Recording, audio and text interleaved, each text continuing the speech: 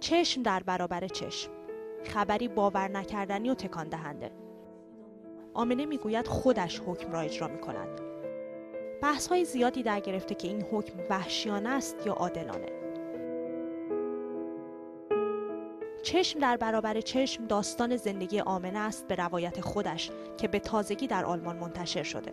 داستانی که مو بر تن خواننده راست می‌کند. صفحه اول داستان اینجا رقم می‌خورد.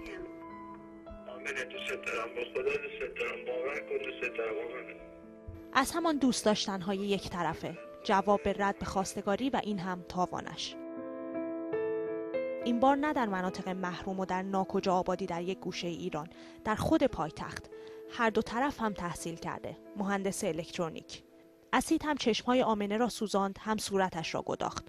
خبرش مثل باد پیچید و دل خیلی ها را هم سوزاند. قشنگ آوار که من اینجوری میپاشیدم این قشنگ همینجوری میجوشید و میومد. قشنگ میومد از اینجا میریخت زمین. از آن به بعد یک پای آمنه در دادگاه بود و پای دیگرش در بیمارستان و اتاق عمل. 2 بار در ایران عمل شد. بعد با کمک مالی دولت محمد خاتمی به اسپانیا رفت. کمک‌های مالی در دولت بعدی هم ادامه یافت.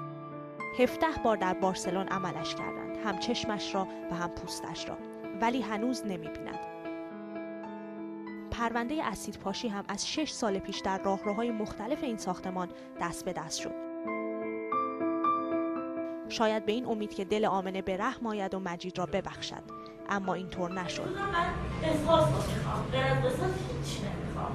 دار زدن برای اینجور آدم ها کمه، چون که یه لحظه راحت میشن. ما 5 سال من و خانوادم و فامیلم و دوستانمون لحظه به لحظه لحظه های زندگی مجید هم آسان نگذشته.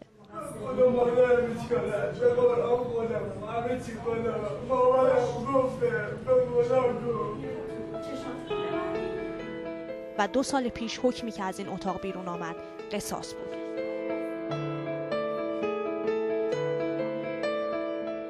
حکم بسیار خوبی صادر شده و روش خیلی خوبی هم ابداع شده به این ترتیب که مجرم بیهوش بشه، بیهوشش کنن و چند قطره اسید تو چشماش پاشیده بشه که نابینا بشه.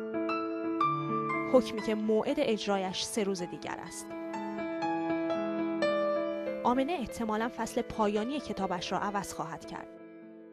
پایانی که در آن بخشی از زخم‌های 6 ساله آمنه التیام می‌یابد. اما مخالفان حکم می‌گویند این پایان چنین جرم‌هایی در جامعه نخواهد بود. کسی چه می‌داند؟ شاید هم کتاب آمنه پایانی خوش داشته باشد. نازنین معتمدی، BBC.